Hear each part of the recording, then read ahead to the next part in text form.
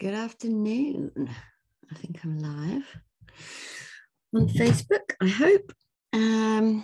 Charlie Wall coming at you on a Friday afternoon. And I hope this live stream finds you well. You might be able to see my dog behind me there. He's been quite poorly this week, and we're in my bedroom today because my son is downstairs. He's got a day off work, so I thought I'd come up here and use my microphone and have a bit more privacy. So I've come on today because I wanted to just explore a little bit more about how we as women,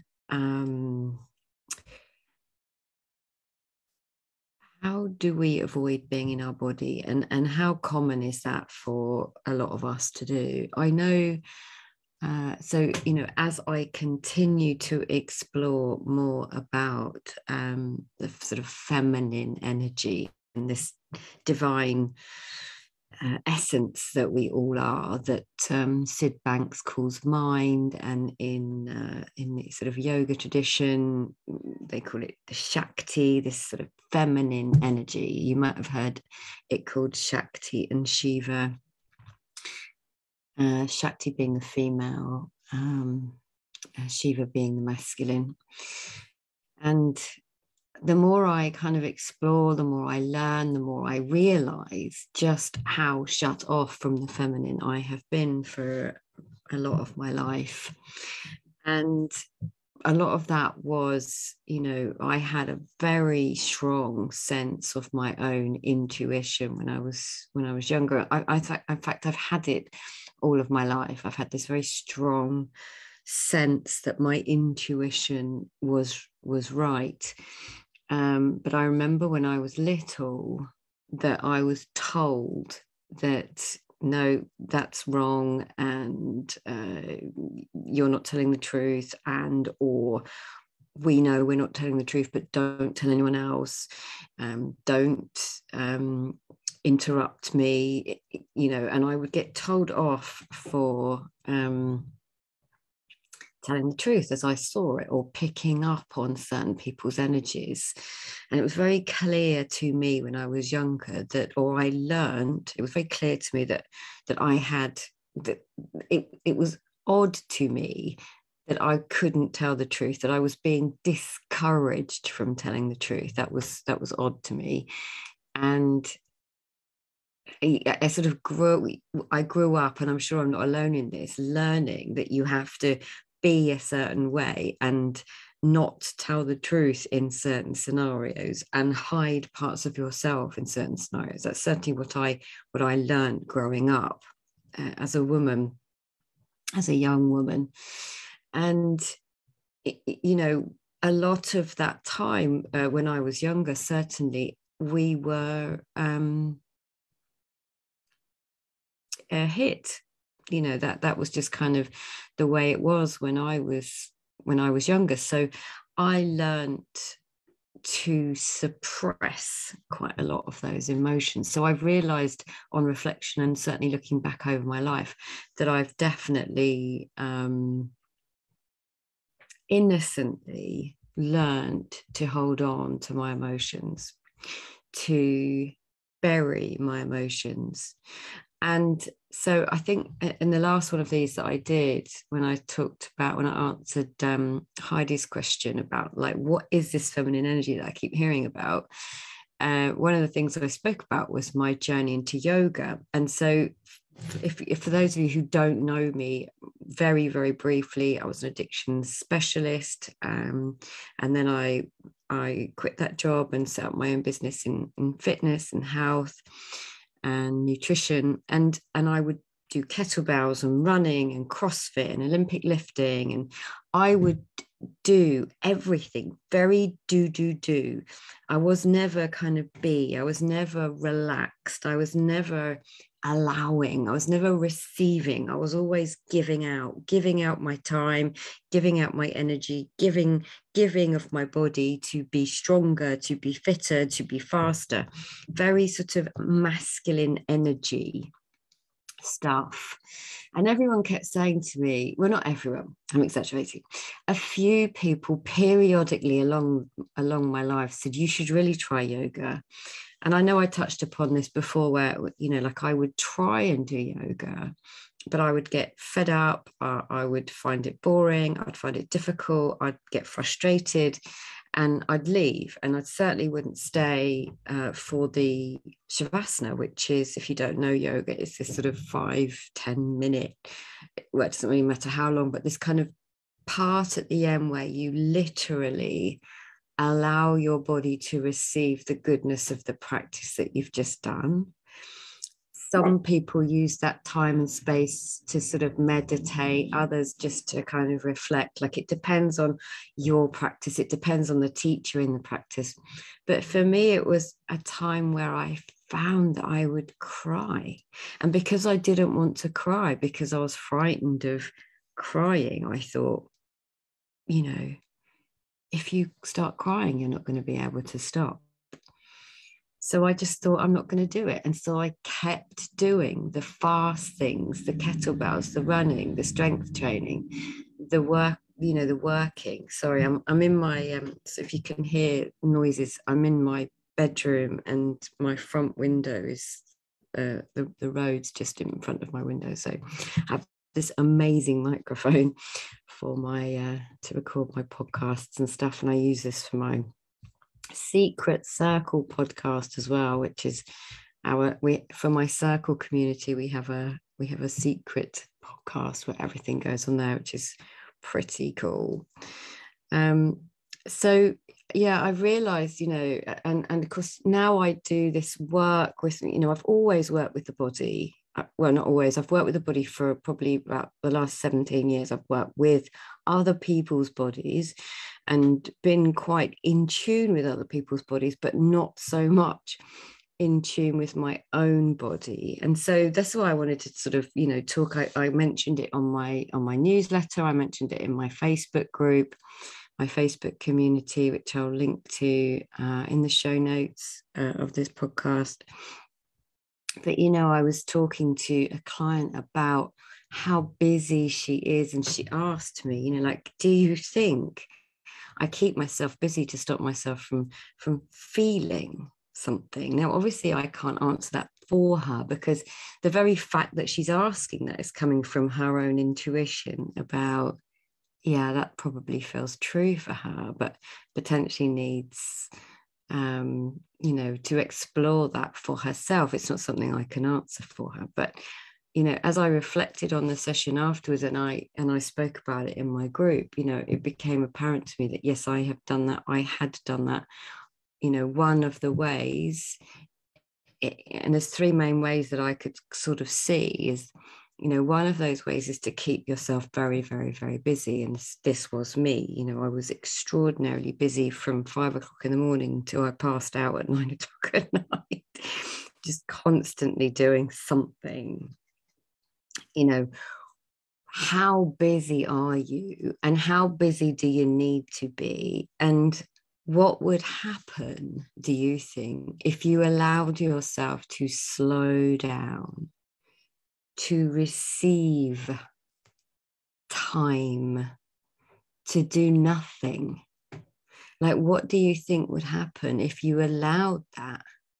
If you received permission by yourself, for yourself, to slow down without the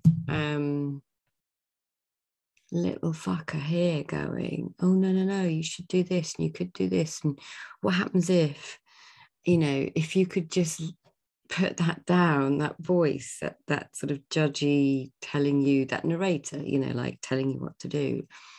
Where do you keep yourself busy? Is that one of your things? Like, let me know. I just think, there are lots and lots and lots of reasons why people don't go into their body. I know that, past trauma, abuse of some kind, if emotions have been, if you've been made to feel unsafe in your emotions, or if you've been shamed for your emotions, like there are a billion reasons why people often don't feel safe in their body. Mine's related to grief, and I've had a few Me Too moments in my life, which I'm sure that many of you have. So it's a way we've learned to keep ourselves safe by not feeling. But the problem with that is that we start to sort of go, like, it starts to create this tension. So if I'm going to my head, if I'm going to my intellect, then I start to get a headache, right? I can get really, really tense here in my head. People can get migraines. They can get headaches at the back. They start to get tension. You can get tinnitus in your ears if you're too stressed. People will have their own unique way their body responds to stress and tension. And the older I get, the more visible it is to me where I store it. Like my shoulders, I suddenly find them up around my, around my neck. And in our backs, of course, we get a lot of tension, and we can feel it in our backs. Like, it will be different for you. And I realize some people have fibromyalgia, so they live in that kind of pain. But I wonder how people are storing, their pain and their trauma. If you've read Dr. Gabor Mate's The Body Keeps the Score, it's like a phenomenal book. He is just wonderful. He's got a film called The Wisdom of Trauma, which, if you can get a chance to watch it, please do. I'll try to link to that in the show notes as well. The second way that I think people, as I mentioned, just alluded to there, is that they'll go to their intellect. They'll try and figure it out with their intellect rather than really feeling into the body and releasing that tension, because we're taught that, it's like, go away and think about that. And so people innocently, again, habitually go to their intellect to try and figure something out, rather than going into their body to really feel into the body, to what's going on, what's the body's wisdom telling you, what's she saying to you. If you watch ducks, they get into a fight together, then they'll come away and they'll just shake their whole body off. My dog, not that she's doing much shaking, she's fast asleep behind me, but she will just shake, and I see other animals, they if they get into a fight or they get into some sort of tension, then they'll shake it off. And this is something that we don't do. So a lot of that tension stays in the body somewhere. And there's quite a lot of wonderful research going on at the moment about literally shaking that emotion out, shaking that trauma out, or doing yoga. Like, you may have heard, we store a lot of emotion in our hips. We've got these amazing bodies, of course, which are always trying to protect us. If we're not ready to feel something, if we're not ready to experience a memory of something, it stays buried. But it just starts to kind of manifest as pain or dis-ease. My hips were incredibly tight for a very long time. It's no surprise to me that that emotional release as I got sort of deeper into my yoga practice. And I'm not very good at, I'm not a handstand backward bending type of yoga. I'm still, I think I'll always be just a learner, a student of that kind of deep practice. So, and I think the third way, what's the time? I think the third way we can not honor how we feel is to swallow it down, sit on that emotion, not speak our truth, swallow it down, drink alcohol, drink it away, eat it away. And that was me for sure. I didn't want to be vulnerable in any way? Do you allow yourself to be vulnerable? Do you have a space where you can be vulnerable? Do you have a circle of women? Do you have a community network? Do you have a friendship? Do you have a brilliant relationship with your partner, whoever that is? Are you able to be held as you feel all the things that you need to feel? And, you know, I have a brilliant little community called my Circle Community, which is which holds that space for women to share in a group scenario. There's something extraordinarily powerful about women coming together and sharing their vulnerabilities, because then you think, yes, I'm not alone. I am not alone. You are not alone. And we all are the same. We're more alike than we are different. And if we're repressing those emotions, we're not being intimate with the truth of what is. And that's a learning, I think, for us. It's a learning for us as women to feel everything in our body, to express yourself the way you were born to do, whatever that may be, in creative ways, artistic ways, articulate ways, you know, mothering ways, nurturing ways, like whatever that means for you. However that is for you, express yourself, express your truth, own your feelings. It gives other women permission to do the same. You know, I love my circle because it just encourages, you know, courage is from the heart. It encourages women to come together, speak their truth, be honest, and feel it. Like, don't be afraid to feel. Don't be afraid to cry. Don't be afraid to release. Don't be afraid to be in your truth, whatever it is in that moment, because the more it moves through you, it's meant to move through you. Emotion is energy in motion. It's meant to move, like all of your thoughts, all of your feelings, everything's meant to move. Nothing stays the same. It's not meant to sit and stagnate in your body. It's just not meant to. Nothing stays the same. But you know what? The one thing that stays the same is this essence, is your spirit, is your intuition, is that part of you that has been with you forever, is that part of me that was the little me that was like, hang on a minute, this is the truth. This is your truth. It doesn't matter that it was beaten out of me or whatever happened to me happened. That part of me that was the same then is the same now in me. My body's changed. I'm older in earth years. My emotions are different. My feelings are different. My psychology is different. But that part of me that's been aware is the same, is stable. Everything else is moving. So do you allow your emotion, your energy in motion? Do you allow it? Do you honor it? Do you feel it in your body? Where do you feel it?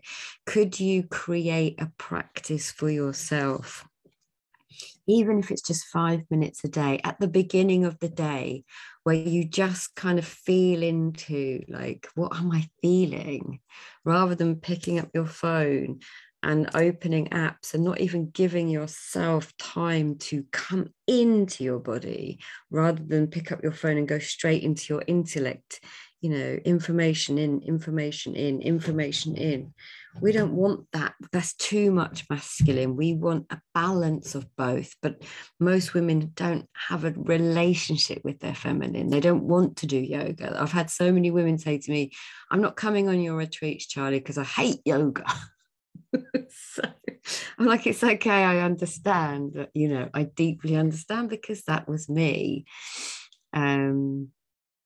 Not that I force anyone to do anything ever, but you know, I think, is it the yoga that people are resistant to, or is it space and time and the circle of women? That maybe that's what people are resistant to. I don't know. But yeah, it's really interesting. I love doing this work. I love seeing this, you know, evolve in my women, in my clients, in my one-to-one clients, in my circle community. I love seeing women start to embody their truth, their emotion, and not be afraid of it. And yeah, it's brilliant. So I really enjoyed this. I have to go now because I've got a little thing at 2 o'clock, and it's 10 to 2 at the moment. So thank you if you watched this with me. Thank you if you watch this later in the group, because I've done this live in my Facebook group. Let me know, and yeah, I'll put this onto my podcast. And if you want me to keep doing these little I don't know, what can we call these little bite-sized bits of information. I do more of this in my circle group, by the way. Kelly's just commented, I love yoga. It doesn't always like me. I'm not great at it. My hips are really tight. I'm doing it once a week, but it feels so good when I've done it. Good for you, Kelly. It doesn't matter how many times you do it. The fact that you're doing it, the fact that you're making time to be in communion with your body is a gift. It's a gift that you give yourself. And I love that. I love that you're doing that. And I'm looking forward to having you on my Spanish retreat. All right, guys. Lovely to see you this Friday. And I hope you enjoyed this. Let me know. And if you enjoyed this format, I shall come and do another one. Lots of love. Take care. Bye.